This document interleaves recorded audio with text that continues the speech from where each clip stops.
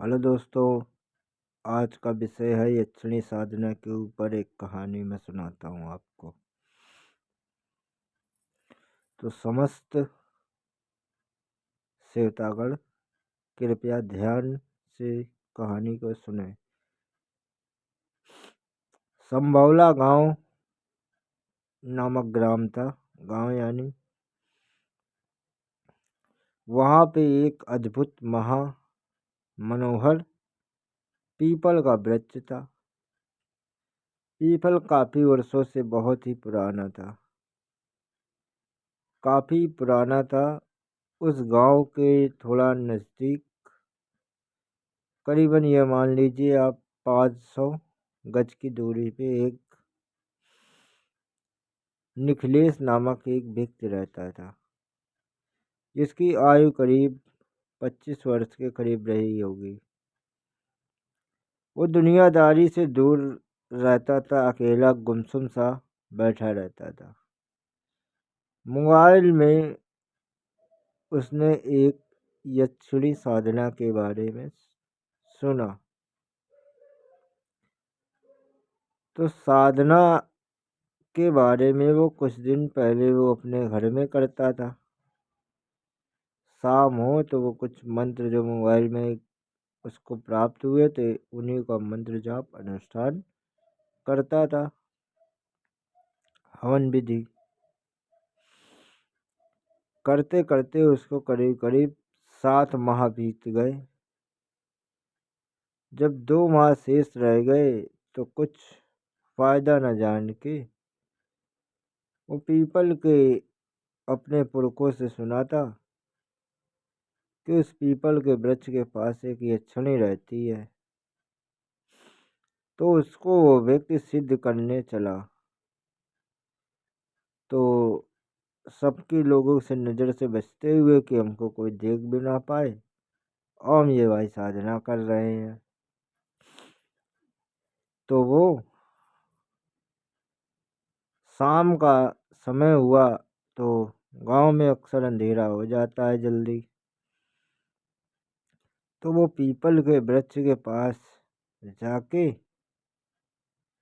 सर्वप्रथम उसने पूजा का सामान, हल्दी इत्यादि वगैरह जल से डाल रखा था। उसको अभिषेक करता है, जल पेड़ में चढ़ाता है।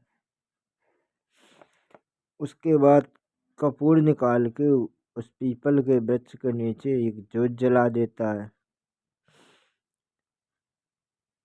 और वो 2-4 नींबू वगैरह काट देता है। बलि के लिए वो एक नारियल ले गया होता है, नारियल फोड़ देता है। इतनी पूजा वो करके घर की ओर आ जाता है।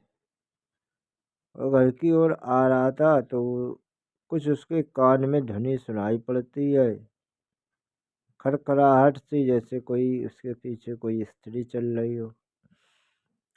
तो वो इस बात से अनजान अपने घर की ओर आके खाना पीना खाता है और सो जाता है। तो सोने के बाद उसको रात में एक स्वप्न आता है कि वो एक गुलाब के मनोहर रूपी सुंदर दृश्य दिखता है कि एक स्त्री काफी अच्छे नए वस्त्र पहने उसको प्रेम प्रसंग के लिए बुलाती है। तो वो व्यक्ति उसके साथ मधुर प्रेम प्रसंग करता है और उसके साथ काम सूत्र विधियां इत्यादि काम करने लगता है। तो कर्म करते हैं तो उसके सुबह जब उठता है तो उसको स्वप्न दोष जैसी समस्या हो जाती है। तो वो 5 दिन इसी तरह से वो पूजा करता है। 5वें दिन उसको स्वप्न दोष होता है। वो स्त्री तरह तरह के रूप बदल के उसका काम वासना में विलुप्त हो जाता है। और गांव के लोग परेशान थे कि इस पीपल के पेड़ के नीचे कौन पूजा कर जाता है। वो सुबह सामान देखते हैं ये सब। तो गांव के लोग उसका पीछा करते हैं कुछ बुजुर्ग लोग वहाँ बैठ जाते हैं कुल्हाड़ी और चाकू लेके कि आज हम देखेंगे कौन गांव का नया तांत्रिक आया है। तो गांव वाले उस चिड़ी से पहले बहुत पहले ही परेशान थे, बहुत पहले। तो उन्होंने कहा ये समस्या फिर कोई न जगा दे, इसलिए वो चौकन्ना होकर उसी पीपल के पेड़ के पास बैठ जाते हैं और बैठने के साथ साथ नजर रखते हैं। फिर वो लड़का छठे दिन आता है, वो पूजा संपन्न करता है, उसको रंगे हाथ गांव वाले पकड़ लेते हैं। तो जैसे ही गांव वाले पकड़ लेते हैं, वो स्त्री सबके सम्मुख प्रकट हो जाती है, कहती है इसको छोड़ दो वरना मैं पूरा गांव बर्बाद कर दूंगी। मैं खाली इसी से प्रेम प्रसंग करती हूँ। इतना सुनते ही गांव वालों के मुंह से बोलती बंद हो गई और वो सब भय से व्याकुल हो गए कि इस लड़के ने कौन सी नई मुसीबत लाके खड़ी कर दी। और गांव वाले सभी काफी चिंतित थे। और वो लड़का दिन पे दिन सूखता जा रहा था, उसका शरीर सूख के हड्डी का ढांचा सा बन गया। और परंतु एक फायदा उसको हो रहा था, उसकी सारी इच्छाएं पूरी हो रही थी। वो खाना खाता, पनीर की सब्जी मांगता तो पनीर की सब्जी उसको शादी बारात में मिल जाती। बाइक में घूमने का मन करता तो उसको दोस्त यार बढ़िया सी बाइक में घुमाते। आईफोन चलाने की इच्छा करती तो आईफोन मिल जाता। रुपया चोरी करना चाहता तो घर में आसपास और ये क्षणिक ज्ञात हो जाता उसको तो वो रुपया चुरा लेता।